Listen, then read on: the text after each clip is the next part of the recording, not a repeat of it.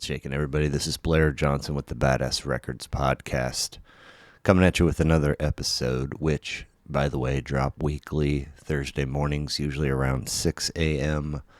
Central Time. You can keep tabs on the podcast via Instagram and Twitter. Subscribe on YouTube or where you stream your music and your podcasts. This week's guest is Dr. Alberto Villamandos. He is an associate chair and an associate professor of Spanish at UMKC in the Department of World Languages and Cultures. He's also the recent recipient of the 2024 Chancellor's Award for Community Engagement. You can check out his course offering this fall at UMKC if you go to umkc.edu. Very pleased that the good doctor was gracious enough to give me a little bit of his busy summer schedule time. And I appreciate all of you for continuing to support the show. Appreciate you stopping by. Hope you enjoy it.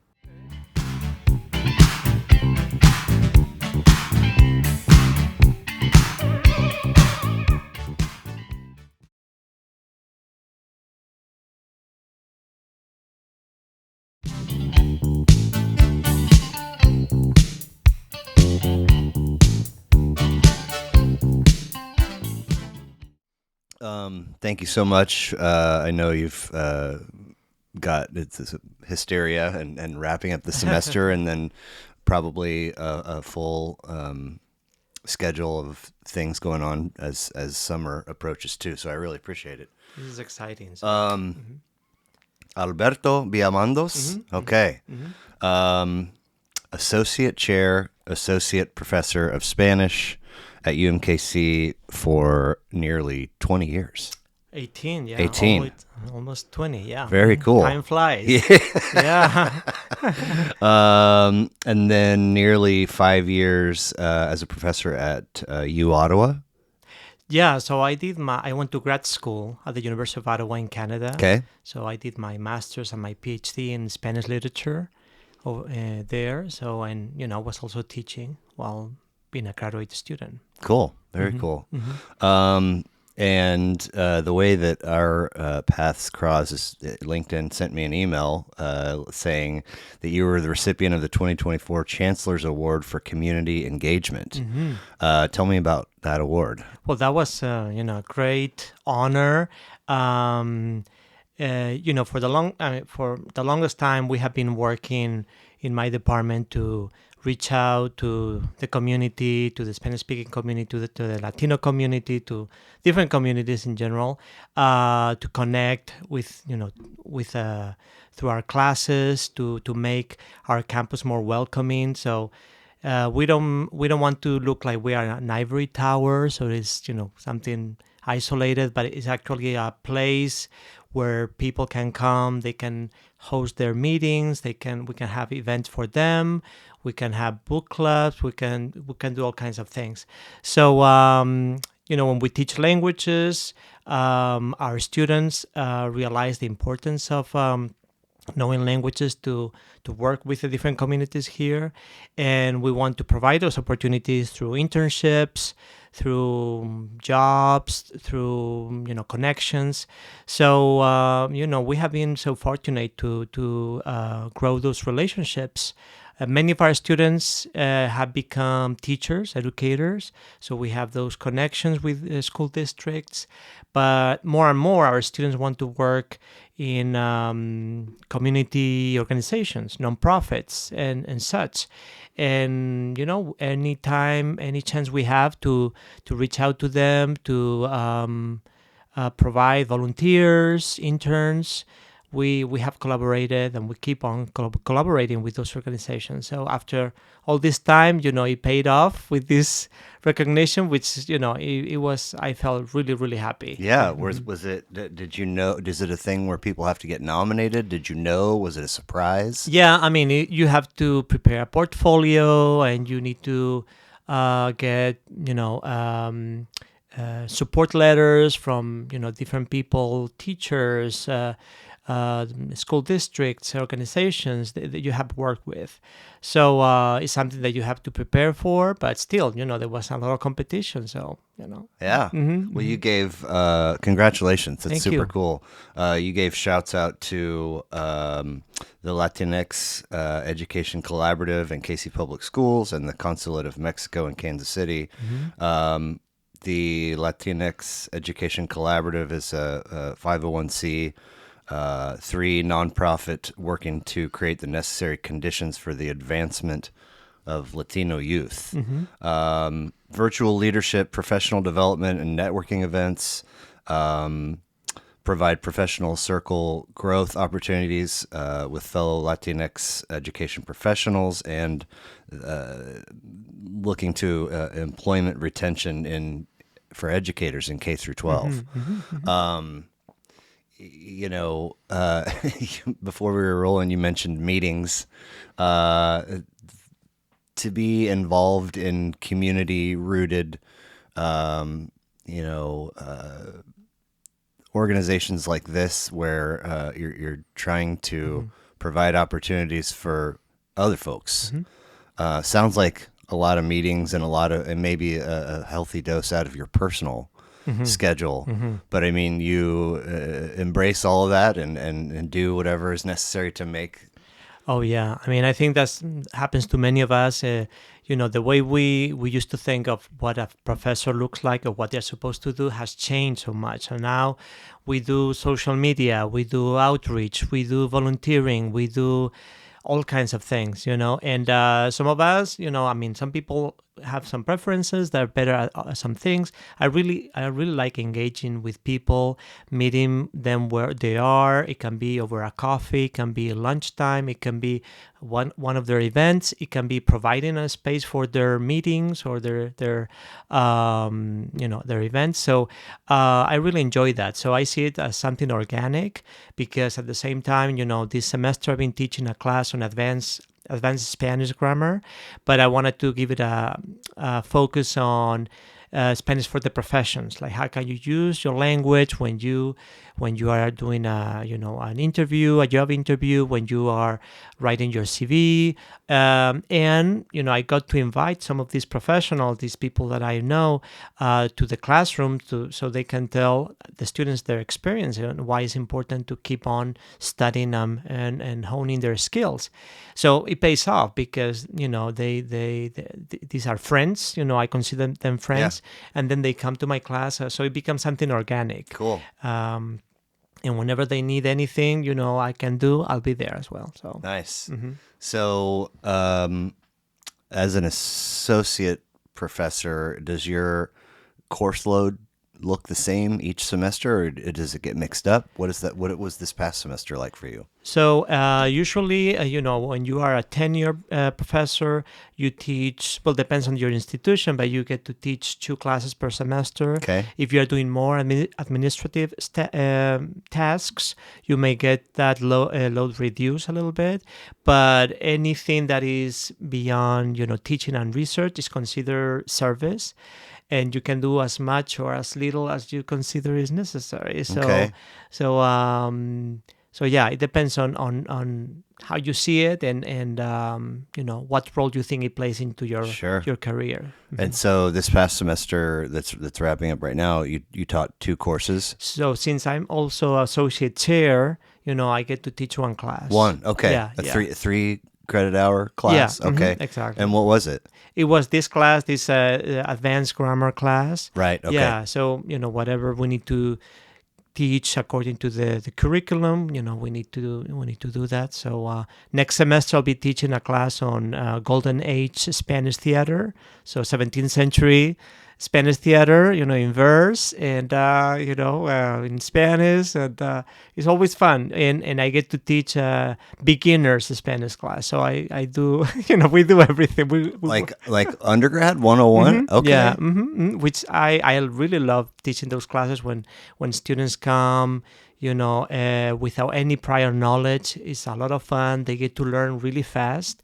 So These are folks that took nothing in middle school or high school? Exactly. Wow. Nothing. Or maybe they took one semester, but it's like they need to start over, and we go really fast. I mean, it's it's an intense curriculum, and it's a lot of fun. I mean, we really enjoy that. So this Spanish grammar class, what would you say was the biggest how many students were in the class, and what was the biggest challenge for them this semester? This semester, it was a small group because at that level, it's a 400 level class, so it's a seniors level. So I think it had 12 students. Okay. I think in many cases, so we were, like I said, I was focused on how to develop your skills when you are being interviewed or you want to apply for a job. So, but all in Spanish. So, I think the issue was more for them to realize what their potential was and their skills were, because when they had to write their curriculum, and these are young people, right? They're 19, 20 years old. And 19 and 20 taking a 400 level class. Yeah. Okay. Sometimes that's, depends on There's the proficiency. stuff you have to take to get into that class? Sometimes, we have students who are heritage speakers or bilingual speakers. Gotcha. Or people who, learn really fast. So, Yeah. So the challenge was for them to write a curriculum that really showed all the things they know, and sometimes they are not really, aware of that. So it was more like career services, like, okay, let's really talk about all the things you can do and why are you being so modest when actually you know all these other things. Like, so we had great conversations about that, like how you market yourself, what are Write the a things. curriculum. Yeah. When I hear the word curriculum, I think what an institution is teaching. Mm-hmm. Same thing? Or is this more along the lines of CV stuff? Well, so we have to reach some, grammar goals, right? So they Okay. need to reach some proficiency, but we are doing that by using different type of texts and videos and visuals, so all kinds of things. But it was, like I said, I wanted to add a more professional emphasis to it, not just literary, but we added some of that as well. Okay. Mm-hmm. Very cool. Mm-hmm. So you studied intellectual history in the 1960s and 1970s Spain, have published on immigration film studies, collective memory and trauma, and graphic fiction in Spanish. Right. El discreto encanto de la subversión, una crítica cultural de la gauche. De la gauche divine. Divine. So it's a French term. Yeah. So did you look it up, like what? Yeah. Yeah. I mean, I understand most, but that's the title of your book that's on Amazon. Mm-hmm. Yeah. And elsewhere too. Mm-hmm. What are the other platforms folks could find it on? Well, yeah. I mean, it's on Amazon. I don't think you have an audiobook. I mean, through the big booksellers you can find it. Yeah. It's also in our library at the UMKC. So Okay. you can check it out. Yeah, of Cool. course. Yeah. Mm-hmm. So, like I said, I understand most of this stuff, but historically for me as a student going way, way back, things like gauche and bourgeoisie, like I don't understand what does gauche mean? So I was it all started when I was taking one of these graduate seminars in Canada, in Ottawa. One of my professors was talking about this group of writers and artists and intellectuals from Barcelona at the end of the 1960s. At the time, Spain was under the Franco dictatorship, right, which ran from 1939 to 1975 when he died. So during that time, so he was a right-wing dictator. There was a lot of censorship on what could you say, what could be published. Anything that had to do with politics was very highly vetted and filtered, and there was a lot of there was little mobility. People could not just leave the country just like that. So everybody was under Stress. a lot of political control. So this was a group of writers, intellectuals, movie film directors who were coming from the upper class in Barcelona, They were, the upper crust of the society, but they had access to a lot of things, right? They were able to travel. They were able to travel to Italy, to New York, to London, to Paris, things that people did not have access to. Even having holding a passport back then was difficult. You had to prove that you were a good citizen, right? Things like that. So these were a very special group of people, but they were all very progressive. So they were upper class and progressive, and this was at the time when you have the hippie movement in the U.S.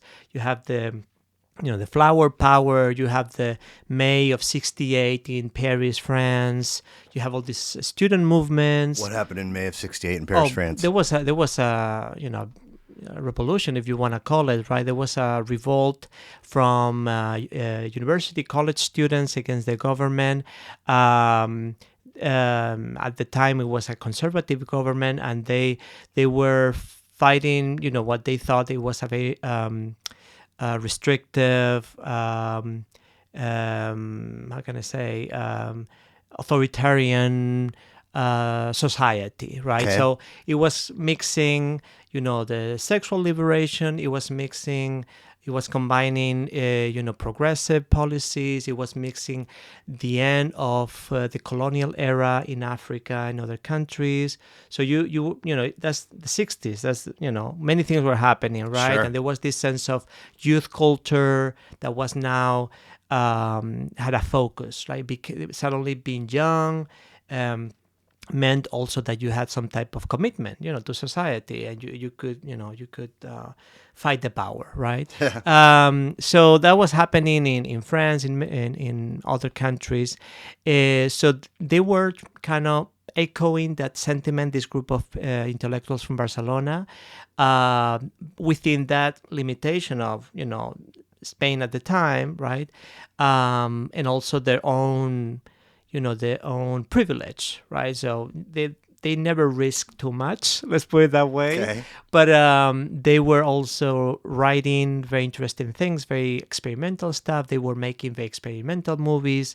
They were, they were, especially with visual culture, photography, film. They were really renovating the cultural times in Spain. Gauche Divine. So the name came from a journalist who was making fun of them, and he was talking about an event where all of them, many of them were in attendance, and then he said, and you had this and that, this other person, and the rest of the Gauche Divine. Gauche in French means left, right? And divine or divine means divine, right? So it was the Touched by divine God. left, so it was like this type of upper crust, but progressive somehow, with their own contradictions. There was if you have read this American writer Tom Wolfe. So at the time, also during the beginning of the You Can't Go Home Again. Is that Tom Wolfe?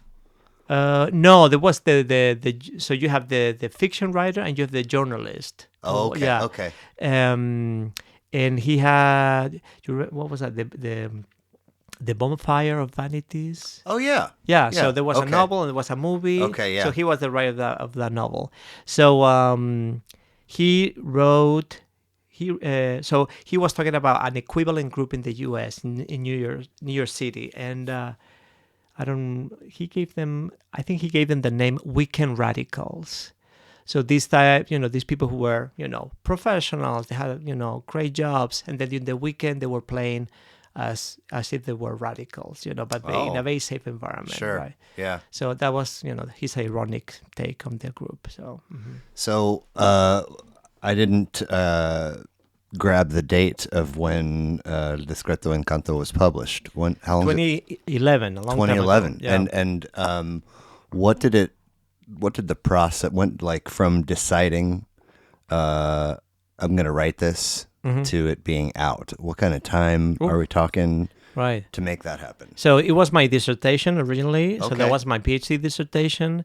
And, unfortunately in academia, the format for a dissertation is kind of not very flexible, right? So you have to include certain things. It has, so I wrote it, but then it took me some years to edit it, add new chapters, eliminate others, to really give it Was that eliminating certain chapters? Was that hard? it was, you want to keep everything because it took a long time to write it and to research it. So it's just painful, but, it's, that's part of editing, it's how hard it can be. Yeah. So yeah, but you wanted to make it as a real book, that's something that's readable, something that it can be academic, but also approached by people who are not experts. That was my ideal. And I think, that it worked. So the final dissertation product and the book itself are different a little. Yeah. Okay. Yeah. And when you started as on this as your dissertation, was it in the back of your mind that I want to make this a book too when I'm done? Yeah, because that's part also of the requirements in our in our jobs. So depending on the discipline, you need to publish a book in order to get tenured. Okay. So it depends, in some other disciplines and other, political science or I don't know, psychology. Yeah, if you are just publishing academic articles, that's fine, But usually in humanities, literature studies, you need to publish a book. Okay. A monograph. Okay. Mm-hmm. So I did. Ended up doing psychology for undergrad, and then attended UMKC for grad school and English creative writing. All right. And fiction was kind of my thing, and it was. I remember somewhere along the way learning, very early, that the writing is the easy part, right? Mm-hmm. And then fiction. We're talking fiction, mm-hmm. And so let's say it takes you 18 months to mm-hmm. hammer it out, and then it might take you another 2 years to edit it. Mm-hmm. And it's like, okay, well, I can see that's a finite number. We'll call it 4 years. Cool. Mm-hmm. And then I learn in grad school, it's like fiction authors are doing insane amounts of research mm-hmm. before they write, mm-hmm. maybe a year, maybe 18 months. And it's like, so then my mind goes to from the time that you start this project to the time that it's a published work, like you might be a different person than you were when you started it, because life is obviously happening. And do you fondly look back on the process and the end products? I think when sometimes I have students who want to go to grad school and want to do a PhD, my first question is why? I mean, not because I want to discourage them, but I really want to know what's your ultimate goal. Because it can be lonely, up there, when you have to write your manuscript and you have to do and it's your baby. The manuscript is your baby. I mean, you may have like a PhD, how you call it, not the guide, but professor who's overlooking mentor, you, the mentor, advisor, but you cannot. I mean, they won't help you that as much as you think they will. They'll say, "Oh, just send me what your three chapters, and I'll read it." I say, "Okay, but first you have to write those 3 chapters, right?" So you have to do it on your own, and then find out that maybe you didn't do such a great job. So it can be lonely. I think not everybody works well under that pressure. It can be boring. It can be so. Still, I am fond of the process. I think I learn a lot about myself, and I think I still like the topic. I still cool. Because sometimes people don't want to hear about it once they are done with their dissertation. That's over. That's Mm-hmm. Well, I like that you say it's your baby, and maybe the advisor or the mentor or the sponsor, whoever it is that is reading a few chapters, they know like this much, mm-hmm. and there's not a way mm-hmm. for you to share with another person mm-hmm. what it's been like for you to research, to write, to edit, to be lonely, mm-hmm. to be frustrated, mm-hmm. to be exhausted. Mm-hmm. There's not a way. Mm-hmm. And so, I mean, mm-hmm. that's fascinating that you ask when folks say. You become the expert, the real expert. Which, and then what kind of ego are you wired with? Because some folks, no problem. Mm-hmm. I'll call myself an expert. Mm-hmm. But a lot of us, mm-hmm. I don't like the sound of that, mm-hmm. right? But even if you deserve, you've taught yourself or learned enough to kind of be an expert. Mm-hmm. Anyway, it just can mess with your psyche a little bit, I would guess. True. I mean, you have the imposter syndrome that happens Right. to many of us, and yeah. So PhD at the University of Ottawa in Canada, 2-year program. That was a 4-year PhD and Okay. 2-year. So it was 5 years total. 5 total. Yeah. Okay. And undergrad was where? In Spain. In Spain. So yeah, in my hometown, Pamplona. Pamplona. Yeah. Okay. So, when I hear the word dictatorship, I don't necessarily think, well, maybe there were some positives in there. Is the Franco dictatorship looked upon with like, man, those are rough times, or was it a mix? Like, what is the general feel of that era? Well, it's interesting you asking that question, because we are in a moment, or we have been in that moment for the last few years, when there's a lot of discussion, with in politics, with people, normal people.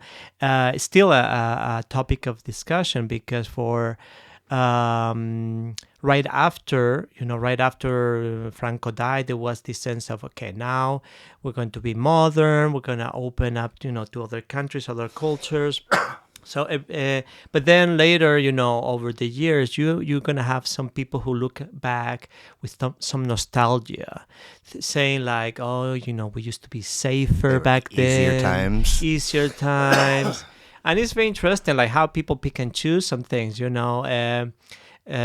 was, obviously some people benefited from that organization, that system, there was, corruption, and there was not a political party system, right? So it was a very it was like a pyramid. At the top was Franco, so it wasn't a democracy. So, but still, you're gonna find some people who look back now, saying that, oh, it wasn't so bad. Like, well, it's easy. I guess it's easy to say that once you are not there. Yeah. The way that for me, public school education worked, very little is covered about Europe, really. I mean, you learn like there's some figures from Spain, Columbus, a couple of kings or queens, but it's so focused on England. I mean, and then those from England that came here, and then so you just get little splashes of not even that many countries, and so I think of Spain. I think of it's going to sound horrible, but the running of the bulls, tapas, not much else. Like it seems chill, and so when you then learn that there was this significant period where there was a dictator in charge, you're like, what? Really? And so, and then, also, you're from Pamplona. You say Barcelona. Yeah. With no lisp. You don't say Barcelona. I say, well, yeah, but I was using the term in English, so Barcelona. Oh, if you're speaking Spanish, you would say? Yeah, Barcelona. And yeah. Andalusia. Okay. Yeah. Okay. I'll do that. And so Spain and El País Vasco is part of, geographically, it's part of Spain, but it's also its own thing, or what is the story there? So the way the administration or the organization of the country works is kind of similar to the state system here, in the sense that you have a central, like federal government, right, in Madrid, and then you have states or autonomías, like autonomous regions, with some power over education, how they administrate, how they manage the healthcare system, and how also some other things. So they have some control over resources. So one region is going to be Catalonia, one region is going to be the Basque Country, one region is going to be Andalusia, one region. So you have different regions, right? Okay. So 17 of them. And they have some variance in rules and laws? Yeah, so they have some, depending on the history of the region, they may have some traditions that may affect the law, like maybe, in inheritance law, things like Okay. that are very kind of specific, yeah. Okay. But if a person from one region travels to other, I mean, folks generally get along, or do they? Are folks identifiable in a way? Yes, Or they are. Even though it's a very small, I mean, compared to the U.S., it's a tiny country, right? I mean, I think it's smaller than Texas, perhaps, all of Spain? all of Spain. Okay. You'd be surprised on how many stereotypes, regional stereotypes you can find by accent, by their personality, So there's a lot of jokes that have to do with the regions, So, Sure. if you are from Catalonia, you are kind of greedy. If you are from the Basque Country, you are very rough. If you are from the South, you're very funny, and so on. So there are many jokes that are used when you have a TV show, a comedy show. They usually exploit that type of common knowledge Sure. for comedy. Yeah. Wow. Yeah. Okay. And then Portugal is to the northeast, So or it's the east of the East. west of the west of the country, of the peninsula. Yeah. Okay. And then are there neighbors as close as Portugal? Are there other countries that neighbor Spain that closely? So you have France. France, on the north. On the north. East, right? And generally speaking, relations between Spanish citizens and Portuguese. They're okay. I mean, I think, for sometimes you have this, how can I say, like you have this cultural prestige, if you want to call it. So if we think about French culture, like everybody knows a little about French, it's like high up there, right? And sometimes I think I feel that Spanish people feel a little superior to Portugal. Okay. Even though it's beautiful, they have very interesting culture and history. It's very different when you cross over to Portugal. It may be like here, a state line. You Sure. go over, and it changes. In addition to the language, which sounds very different, even the demeanor of people is different. They are very calm. They are not loud at all. They have lunch kind of at the British time, while in Spain we have lunch at 2 or 3. So they are very influenced by dinner late. They have dinner early. For Spain. Yeah, for Spain, it may be 9, maybe 10. If you go out to have dinner before 10, it's rare to have dinner before 10 p.m. Okay. So restaurants open till late. Yeah. Okay. Yeah, I ask because 20 years ago I was in Ireland and I was at a bar, and there was 2 Portuguese fishermen, and they looked like the weather had just been beating them for years, like just sun and wind, and so I got it in my head, I want to go talk to these guys and learn a little bit about them, and I was stunned at how difficult it was to understand Portuguese. I just figured Spanish is Spanish. Nope. Yeah, it was tough. It was tough. I mean, we were able to piece some things together, but cool. So undergrad in graduate school in your hometown of Pamplona. Undergrad in Pamplona, and then I went to grad school to Canada. Grad school and PhD in Canada. Yeah. Both at the University of Ottawa? Okay. Yeah. So how did you land at the University of Ottawa? It was a little by chance, like how things happen. So a friend of a friend did the master's over there. So she told me, this is a great program, and they have scholarships. And I was thinking, I would love to do that. Maybe for a year, 2 years, I do my master's, I come back to Spain. And then I went there and I loved it. I thought, maybe I'm going to stay for the PhD. And that's what I did. So it was kind of by chance that happened. Cool. Yeah. Cool. So, but born and raised in Pamplona, siblings? I have one younger sister. Yes, you're the oldest. I'm the oldest. Okay, yeah. cool. And any idea how mom and dad met? They, how did they? I think they met at a party. I think they had some common friends. Oh, I forgot. Okay, I need okay. to ask them. Fair enough. Now, any memories from your youth of were they folks that put on music to listen to in the home when you guys were kids? Yeah, I think. Yeah, I mean, they we had the cassette player, Yeah. and also, I mean, we would listen to music from TV. It was a time when you still had music shows on TV. Now is on public TV, so we would listen to that. Yeah. They are not. I mean, they like music, but they are not musicians. So Right, yeah. right. But So did it's they yeah. own Mm-hmm. some cassettes and Yeah. so forth? Yeah. And if you jump in the car to go somewhere, Uh-huh. put on the radio and hear Yeah. some music in the car, Yeah. that kind of thing It would too. be. We had a cassette that I love. Bonnie M. You know Bonnie M? Is this band? I don't think The so. Bonnie M. Now they came back. You know how through TikTok, young people are discovering How do you music. spell it? Bonnie, like Boney Okay. M. Okay. M. Yeah. Mm-hmm. No, No. doesn't. But Yeah. resurgence via TikTok. Okay.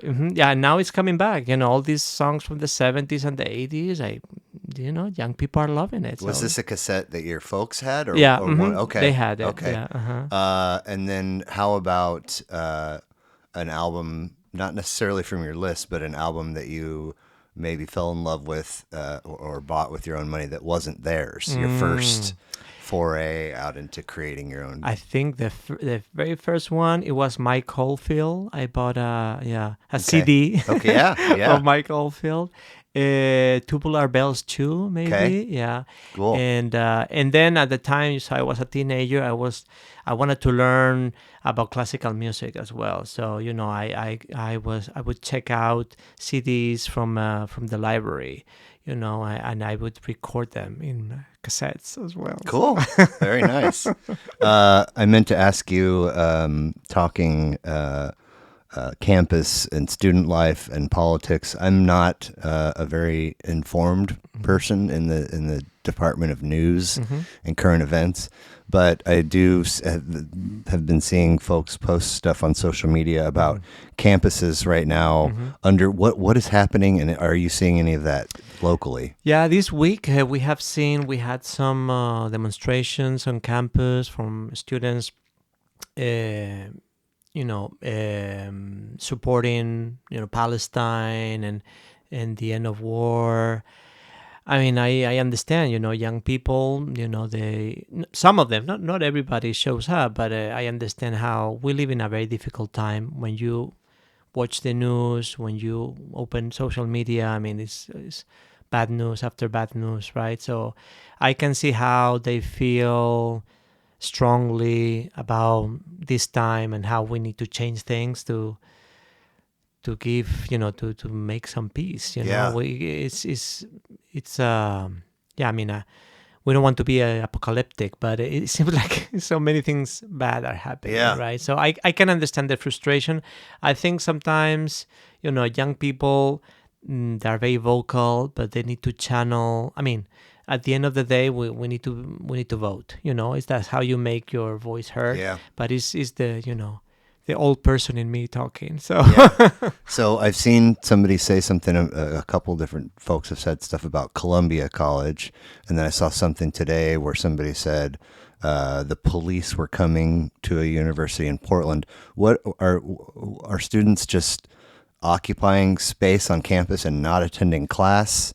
I mean, are they breaking laws or causing havoc that you know of anyway? I cannot really tell you. I don't know about that if they're breaking laws. I think I saw some students this week. It's also the finals week, so you don't see so many students on campus. We are just finished classes. We have finals coming up. So, some people are busy, some people are, so it's, I don't know. Are they just wanting, do you think, generally speaking, for the U.S. to get involved with the conflict, Palestine and Gaza and all these things, and or what is the overall desire, do you think, by folks protesting? I don't know. I what I've heard, I mean, like in general, and from also those demonstrations in Columbia University and other places, I think they want their institutions to cut connections with Israel. I believe, in terms of, I don't know, investment. I don't know. I don't really know what kind of connections they may have. Yeah, so Is I'm it not sure. generally do universities have connections with Israel? I don't think. I mean, I don't think so. No, not in a direct way. And Interesting. yeah, I don't. I don't know. I don't Wow. think so. Yeah. Yeah, you're right. It's like one bad news after another, Yeah. unfortunately. So, what about live music for you as a young person? Concerts or anything memorable or a first? I didn't go to so many concerts. I remember one by this Mexican band Mana. I don't know if that sounds familiar. Okay. Yeah, no, they were kind of popular some years ago. Um, what else? Like, yeah, I'm not so big about concerts. Growing up, I mean. Now I'm trying to do that more often. I think Sure. after COVID, everybody started to go to concerts Yeah. like crazy, Yeah. right? So Now, I've seen some similarities to, a young person. These are the cassettes or the albums or the CDs that mom and dad have, and then you sort of start your own collection. A similarity there in that maybe as a young person, your parents or an uncle or somebody takes you to a concert, and then around the time you're in middle school or high school, maybe you go to one with your buddies. Did you see anything like that in Pamplona growing up? Would families go to live music, and then as kids get older, they kind of go just with their friends, or not at all? So not so much that. I think there is a lot of free concerts of classical music available, and that was great because I tried to go as many as possible. Also, there's every year you have a violin contest, an international violin contest, and an international opera contest. So I would go to that. I would try to. I was really a geek. I was very geek. I'm sorry, this doesn't sound so, Hey, but yeah. I feel Okay. when we've arrived at a spot where we can identify our own little nerdiness and geeks. Yeah. I think that's great. It's a great Yeah. because up until that point, Yeah. you're doing everything in your power to not be labeled that. Right. And then, hey, you know what? I'm a nerd about words. I'm a nerd Yeah. about whatever the thing is, Yeah. and wear it proudly. Yeah, I think. And the other thing is, maybe you have heard about Pamplona because of the bulls. Yep. Yeah. So Hemingway did a great. Thanks to Hemingway, so many people. There's a statue of Hemingway in Pamplona. Okay. And there's and many people go to many Americans, many Australians go to Pamplona because of that, thanks to him. And during that festival, because it's 9 days, in addition to the bulls, in addition to the the fireworks, all that, they have free concerts of rock bands, and I was able to, as a young person, you were able to see that. Cool. So yeah. Hemingway, former Kansas City Star I know. journalist. I struggled to get into him. The Sun Also Rises was probably my favorite of, if I read three. I really just felt like, I mean, you could not overlook the depressing elements of the life they're living in there, yep. but the writing flowed, and I don't know, Yeah. fascinating character. Yeah. And it's a very well researched book. I mean, he knew what he was talking about when he's talking about Pamplona. Like I could totally picture the places he was going to. Cool. But like you said, I found it very depressing as well. There was this undertone, very downbeat, right? Very those characters. Well, two tidbits from while I was nearing the end of undergrad. So I'm doing psychology, but I'm also doing a lot of in communications. Like I'm on the newspaper staff and an editor, and getting credit for it. I have a radio show. And so approaching senior year, it's kind of like you could easily minor in Spanish, minor in English literature, or minor in communications. Pick one. And I was torn. And I was like, maybe I'll give the Spanish a go. And so like day one, and by this point, there's for semesters now, there's no English spoken. Day one, they're like, most of this class is going to be reading Don Quixote, Mano de la Mancha, in vosotros. Okay. And I was like, huh? And I tried for like a week, and I was like, I'm also, doing my senior thesis and working full time, and I could have done it if I would have committed the hours to it and had the discipline, but I was like, I can't. So I bailed on that and decided I'm already fluent. I already have the communications experience. I'll go the literature route. So I remember. So now I'm hyper focused on literature credits, and I remember learning a couple things about Hemingway. One was that he maybe had his mother allegedly wished that he had been born female. So as a very young person, was dressing him in dresses and female clothes. And then he served in the war and experienced some kind of genital mutilation as an injury. So I think that not everything was functioning down there. So I think there was plenty to be depressed about. He's leaving the U.S. because for whatever piece of unhappiness caused him to go, become an expat or whatever. So plenty of reasons for it to seem depressing while you're reading his stuff, because he probably was, and he was drinking like a champion. But again, fascinating character. So Pamplona and for undergrad, and then Ottawa for grad, PhD. And then you land in Kansas City. Is that just the result of a job search, or? Yeah, it was by chance again, So, when you are about to finish your PhD, you start looking for jobs. So you apply to, whatever, any positions that are available in your field, with your profile. And I remember, Kansas City was one of the last positions that I saw, one of the last openings that I saw. I thought, interesting. Kansas City sounds funny. I didn't know anything about Kansas City, so I came here to the campus visit. They do a short list. They invite you to give a talk, to teach one class, and I thought, oh, yeah, this is very interesting. I really, without any expectations, I came to Kansas City and I loved it. I loved the people. Did you have to get here on your own dime and figure out a place to stay, or no? They got everything, covered. So cool. It was very nice.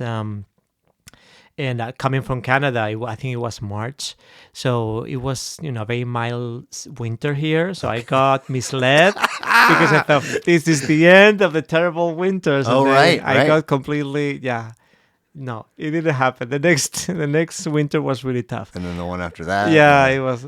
But from the beginning, I really clicked with. It really clicked with me. It was.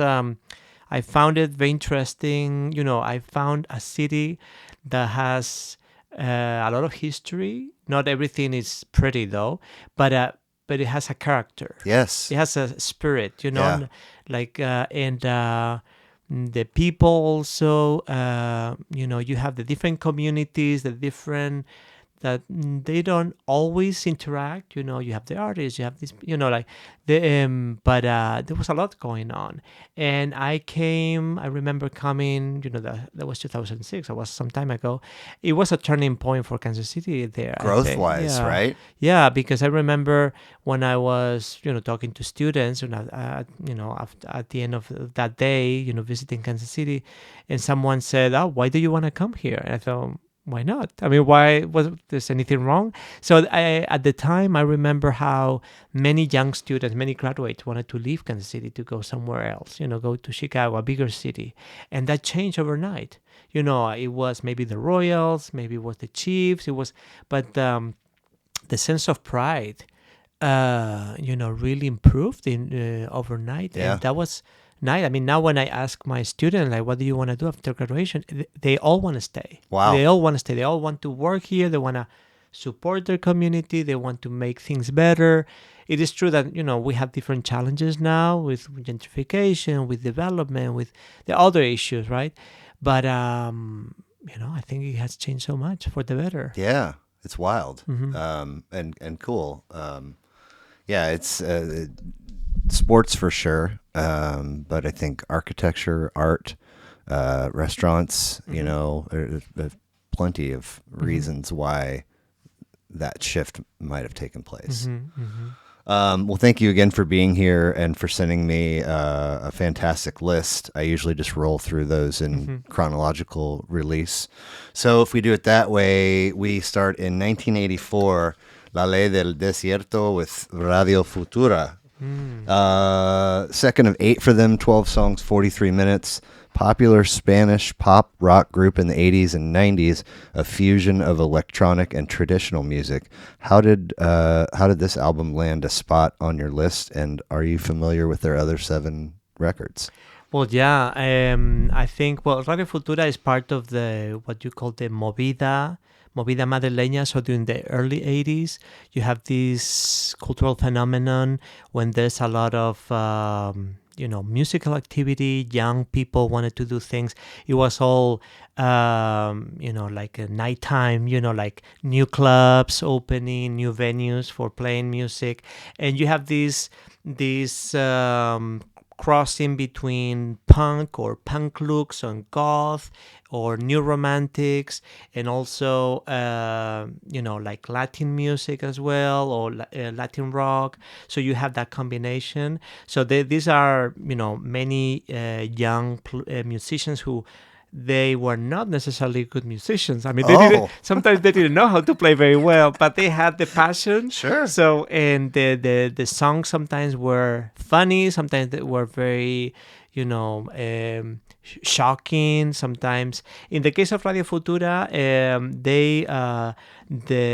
their songs have philosophical element, a literary element. For instance, maybe not in this, maybe in the following, I think it's the following album, they did a version of this Edgar Allan Poe's poem Annabel Lee. Okay. Yeah, so they did a version, like kind of a rock version of Annabel Lee. So they are very interesting. So the main singer, he had his background is in philosophy, so he studied in Paris. So he's a very, very interesting guy. And then his musical career went more into the Latin rhythms, more like salsa, Cuban rhythms mainly. Later on in the 90s. For me, Radio Futura is one of the best bands of that decade of the 80s. I mean, one of the ones that really thought about their music in an artistic way. And but yeah, if you like early Almodovar movies, you can see some of that 80s songs that are very, like I said, it's very gender bending and shocking, funny. It's very fresh. Cool. Yeah. Mm-hmm. So when in this comes out in 1984, is it so popular that you can't avoid it? Did you hear it on the radio? How did you get turned on to this album? It was on the radio. Okay. It was on the radio, but I mean, why would you like to avoid it? I mean, it's great. Well, meaning, you would have had to have been living under a rock, so to speak. Yeah. No, this was very popular. At the time I was listening a lot, the musical, the radio. And also one of the songs, Escuela de Calor, which is like, it's translated as School of Heat. Mm-hmm. It has been used in many commercials. Oh, really? So it became like, this... I noticed there was an instrumental version too. Yeah. So it's quite iconic already. Okay. So from just a 2-year leap forward from 84 to 86, Enemigos de lo Ajeno. Mm-hmm. El Último de la Fila, 1986. Second of 7, 11 tracks, 40 minutes. Rolling Stone called this Spain's most important rock album of all time. El Último de la Fila, the end of the line. Mm-hmm. Ajeno is something I'm still struggling to understand. So ajeno is something that don't belong to you. So Oh, yes. when you say amigos del ajeno is to call someone a thief, like someone who likes to take things from others. So enemigos del ajeno would be the opposite of a thief, right? So they play a lot with words, with idioms, with double meanings. Also, they had a lot of poetry in their voice. They started maybe more how can I say, more colloquial, with more humor in their lyrics, and they became way more poetic and deeper, more philosophical over time. Insurrección is one of my favorite songs in this album. It's very short, 2 minutes. Yeah, I was surprised because you pointed it out in our messaging, and then I was like, "This 2-minute whatever is one of his favorite." Yeah, it is. It's been some critics have said that it's the perfect song. Okay, it's very it's like round. It's perfect. Like the way it works. I mean they're great. This is all nostalgia. I'm sorry, I'm getting nostalgic now. I gotta listen to the album when I get home. Nice. So again, this comes out and it's everywhere. Right? Yeah. It's on the radio. You're exposed to it. Maybe this was a little bit more alternative than others, but I got some of their cassettes, some of the albums, and yeah. Nice. Mm-hmm. Well, we stay in the 80s with a 3-year leap forward to Pixies' Doolittle, which has made... those two records have not been on anybody's list before. Okay, Doolittle has made several lists. I know. Which, whatever, but all three of those are the second releases from the artist, which I found fascinating. So second of 8, 15 tracks, 38 minutes. Quite the... If you look at your lists chronologically... to go from El Último de la Fila and Radio Futura and then leap to the Pixies. It's quite a leap. It is. And such an amazing record. Tell me about your discovery of this. So I came about this one kind of late. So like I said, I was very geeky, with classical music. I was very kind of square. But I had some friends who were more into alternative music or more, independent music. And thanks to them, they would burn CDs for me, with their selection of different songs, and I got to learn kind of late on Doolittle and other people, and it's they were great. I mean, their energy, their lyrics are something else. Their presence, their tone. Yeah, I think also. I mean, these are.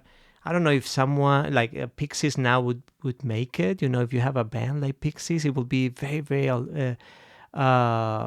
So not mainstream. I mean, maybe back then, it had it was popular, but now I think when they put this record out, it was in a pocket of time where it was popular to not be mainstream. Yeah. And that's what made it popular. Yeah. Now it's sort of like you have to follow a predetermined structure or something. I don't know. Yeah, and you need to get a hit with every song, right? Right. So, I mean, also the way we listen to albums has changed completely because when especially when you got a cassette or you had to listen to the whole thing in order. Yeah. So it had a meaning. I mean, usually when it was, they put some thought in it. It was a random order. And with CDs, you could select, more or less. But now the way we listen to music is isolated. We isolate the songs from each other. Yep. So it's a different experience. CDs made it. CDs gave birth to the idea of skips or no skips, and a lot of times when folks are talking to me about albums, if it's one that they really like from start to finish, they'll refer to it as no skips. Oh, okay. I personally consider Doolittle no skips. No skips. Like, no skips. I want to hear all of it. No skips. No skips. Other Pixies records? Have you poked around at their library or? A little, but I mean, these songs are so powerful that it kind of eclipse so many other things. I mean, Tame. I mean, so many. It's a great album. Well, so we jump out of the 80s and make a stop in the late 90s with Galore, The Cure. 1997 18-track 72-minute singles compilation from an outfit that put out 13 studio albums, and at least four of those studio albums have made people's lists here on the program. But this match, to me, this matches the tone of El Último de la Fila and Radio Futura in that pop rock, electronic, traditional fusion sense. So to me, it made perfect sense. That does that? Am I making sense in saying that? Yeah, I mean, I wasn't trying to think of a cohesive group, but right. But yeah, I think it speaks of a certain sensibility. Like these songs are, they have this sense of I don't know, like depth and sometimes loneliness and sometimes a little anxiety in the background, maybe. Yeah, I mean. Now, I was never an art kid, but I guess it's that kind of feeling of nobody gets me, right. Now, with some of the musical things that you mentioned that you were into in Pamplona, free concerts and what was the contest? The opera and violin. Violin, okay. Yeah. So and then there's radio. You have access to go purchase music at stores. Is American music making its way over there in the 80s and 90s? Yeah. Yeah. So okay. So did you know of The Cure while in Pamplona? Yeah. Okay. Okay. But I was, as a kid, I was terrified by him, by the singer. I thought those videos, when I was little, I was a little terrified. And then I loved the music. Later on, I got to love the music, and I love the look of it. I love, I understand now. 1 second. Yeah. Of video foot. Nope, that is not for me. Right. And then way later, it's like, oh, I understand now. But I was like, I don't know what that is. That's creepy. That's creepy. Yeah. But yeah. So The Cure is definitely on your radar in Spain. This one was 97. And then all the way to 2006, The Best of Depeche Mode, Volume 1, 75-minute, 18-track greatest hits collection that keeps the same sort of vibe going. 15 studio albums for them, including one from last year. 2 or 3 that have made lists here. Depeche Mode for Alberto Villamandos means what? Well, it means it means I don't know. There's a whole story behind. I mean, you listen to those songs and he's telling you like a whole novel. I mean, there's so much implied. I mean, it's the tone, it's the music, it's such a whole experience. I think this is. I don't know. It's like reading, the Bronte sisters. You know what I mean? Like there's something deep and dramatic and you said sensibilities earlier, and I was like, I meant to say that gives me Bronte vibes. So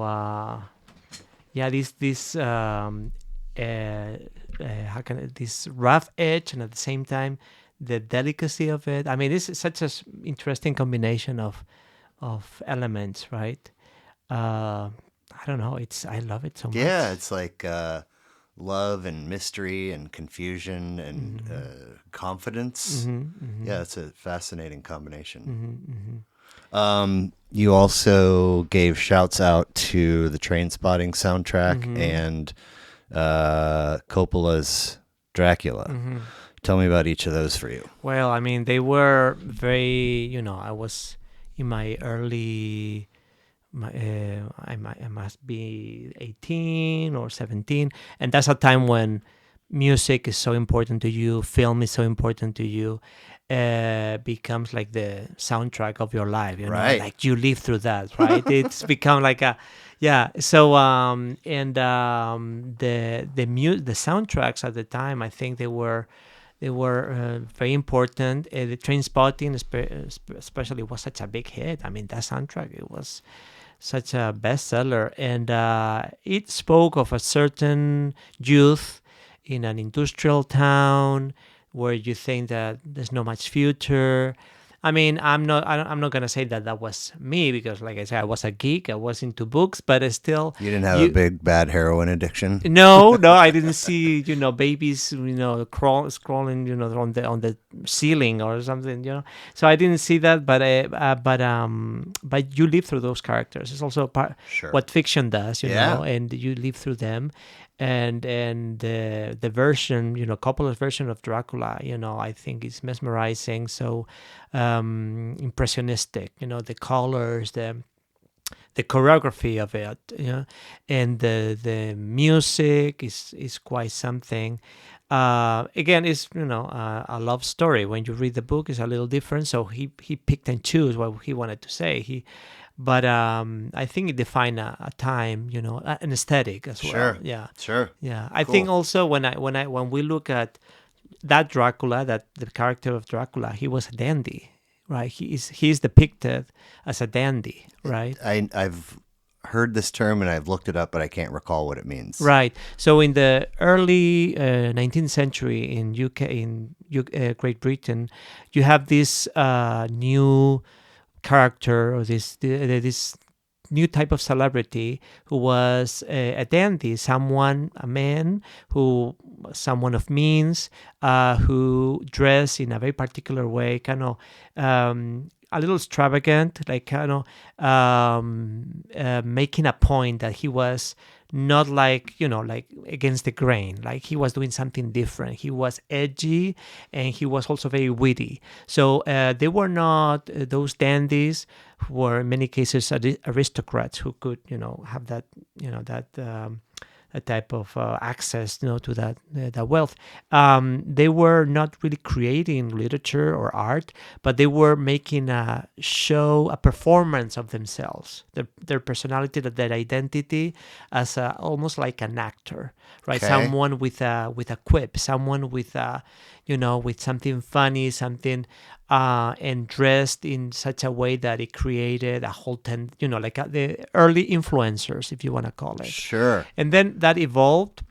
That went to France. They went to other places. Oscar Wilde can be considered a dandy. Interesting. So I was just about to say, is there a sexual aspect to? Yeah, so Okay. in many cases that was a codified queer element, because so that was usually what happened, and then that style, that way of being, I think for many critics, it was reenacted later on in the punk scene. Interesting. When I thought goth before goth. right. So goth, punk, what are you doing? You are creating a character. You are doing something completely different. Your look is your personality. It's like, it's a persona, Yeah. right? And you have a whole aesthetics that goes with it. So for some writers, they say that that's the new type of dandy, right? Huh. Do you know etymology-wise where dandy comes from? No, I mean, I remember that it passed to Spanish early on, but I don't remember the origin of it. So in Yeah. Okay. Yeah, Okay. he went to France, he went to Spain, so that term was adopted by other languages and cultures. Yeah. Interesting. Wow. It's always fascinating to me when words move from one a country that speaks language X to another, but it doesn't translate. It just stays. Mm-hmm. In fact, one of your first two records had a song title or two where it's like 95% of the words are Spanish, but then there's one or two words in English that just never got translated. And it seems to always be random. Anyway, Yeah. great list. I appreciate it. I usually like to finish with a series of goofy questions, and then Okay. we'll wrap and get you out of here. So the first is, you're given the opportunity to have lunch with anybody you're choosing, dead or alive. Who's it going to be and why? Oh my God. I think. Wow, that's a big question. I think someone who needs to be funny. Since you're gonna have a lunch, you're gonna have a good time. I don't know.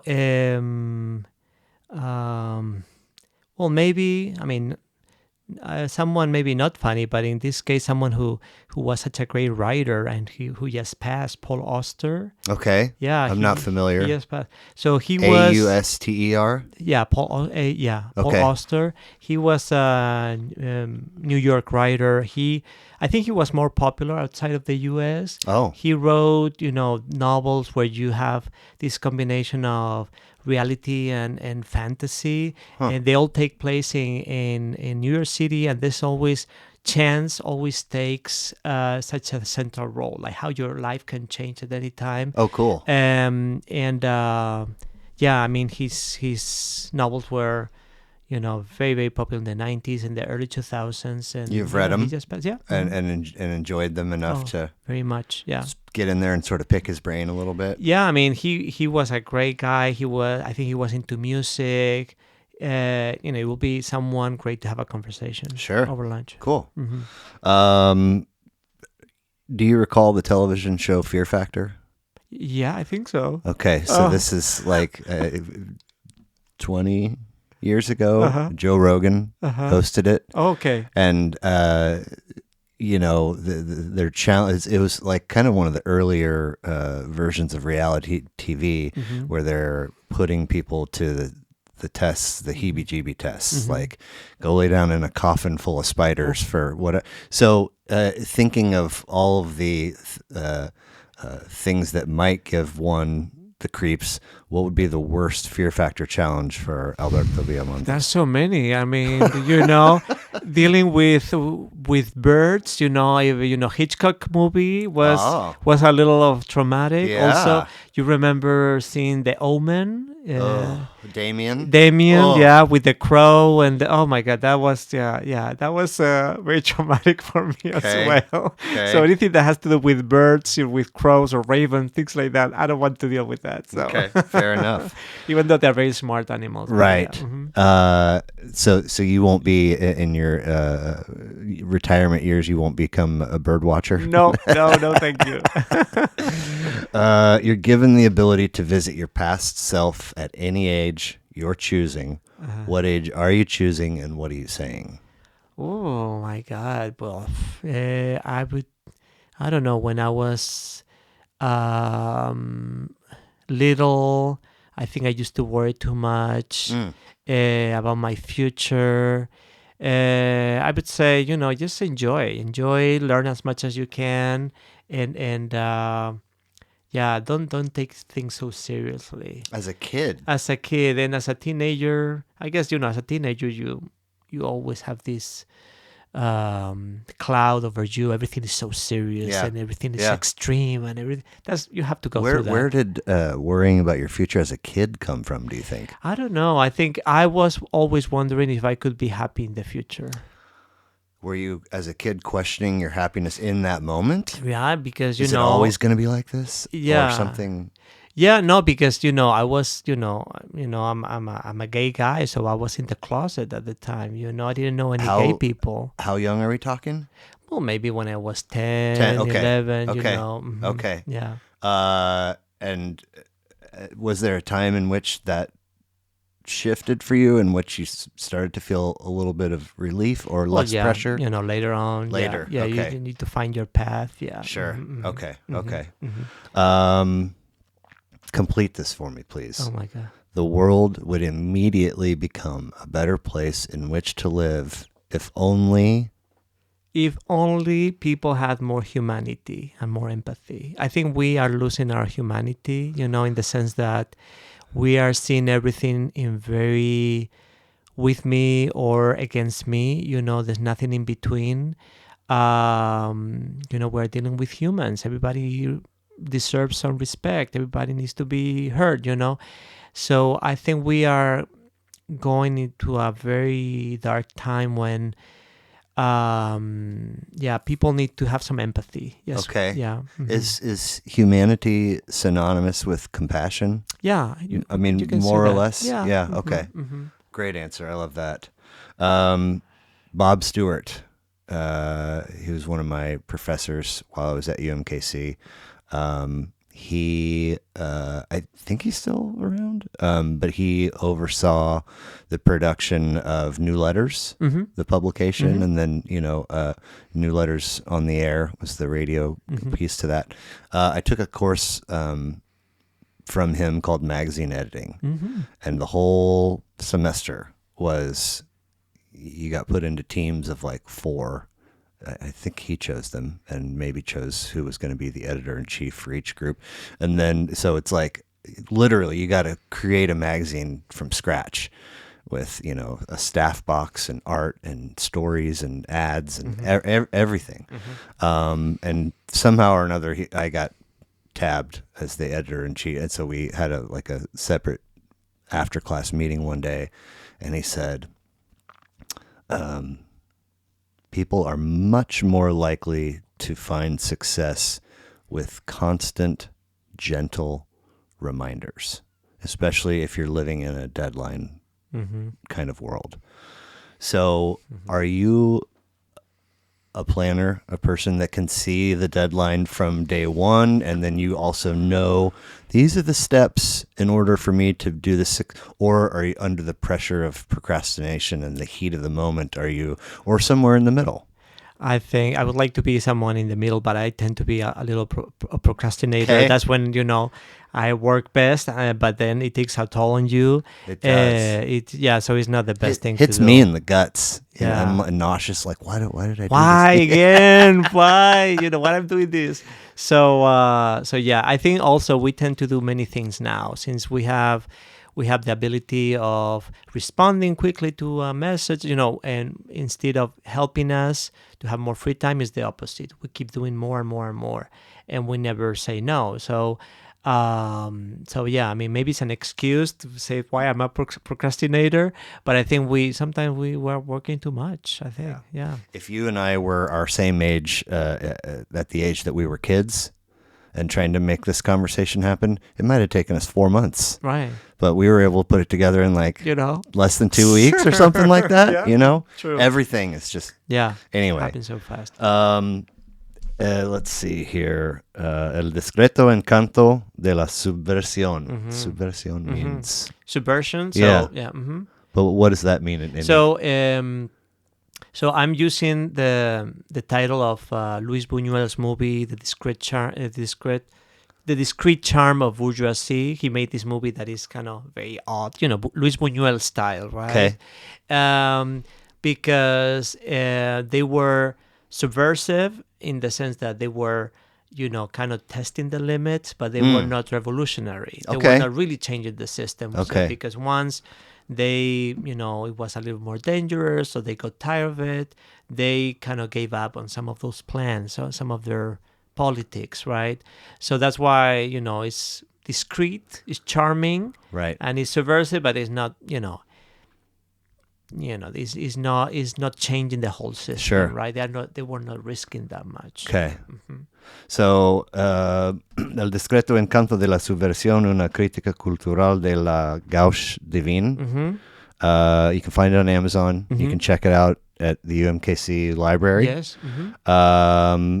Any other writing projects for you in the future? Well, yeah, I mean, I'm working on a book on 1980s Spanish literature with the idea of how some writers, they were very obsessed with high culture, very prestigious, references to the 19th century. So they were using some of the topics of, 19th century literature. So the dandy, becomes like a character, the femme fatale, the idea of the ruins, the society collapsing. So, but I'm also working on other projects on. I've been working on graphic novels as well. Oh man, I had that as a note somewhere. Yeah. So something about Spanish. I mentioned it. Graphic fiction in Spanish. So okay. That's got illustrations and text. Yeah, comics. Yeah. So the only thing is graphic novel. It's independent. So it is not a series of stories, but it's like a novel. So it ends, right? So and it usually has autobiographical undertones, or So now it's other type of material we use in our classes and in our scholar work. Yeah, I mean, at the same level like a film or of a novel. Graphic fiction has a wide audience, so it can be for adults. It has, it can use topics on, history or memory or identity. So it's there are many great authors out there. So. Mm-hmm. So you have this book that you're writing on 1920s? 1980s. 1980s, sorry. Yeah. Back to the 80s. We're always in the 80s. Always in the, right? Depeche. As you can see. Yeah. So you have that. You have another writing project as well as the graphic novel project? Yeah, so what I do is analysis or text analysis of the graphic novel. I don't do the graphic novel, okay, gotcha. Right? So yeah. Okay. Yeah. So you have essentially 3 projects in addition to teaching courses and being an associate chair. Yeah, we have to publish, to also ongoing. Yeah. Mm-hmm, mm-hmm. You can't just one book and then you have to keep good. Going. You have to keep going. Yeah. And then you do have some travel coming up, correct? Yeah. Mm-hmm. What can you share just a little? Yeah. What you got going on? In summer, usually we go to Spain and to visit the hometown, visit family, visit friends, and we visit some other towns just to do some tourism. So it's gonna be just relax, maybe and a conference. I forgot. I'm going to a conference. Not all play. No. Yeah. But is the conference in Spain? Yeah. Okay. Mm-hmm. Cool. Yeah. Very cool. Mm-hmm. So one could find your book on Amazon or the UMKC library. Future works to be published. One could take a class of yours at UMKC if one wanted. Mm-hmm. I really appreciate you sharing a little bit of your time amidst such a busy schedule. Mm-hmm. It was lovely to meet you and hope to talk to you soon. Mm-hmm. Thanks. Thank you.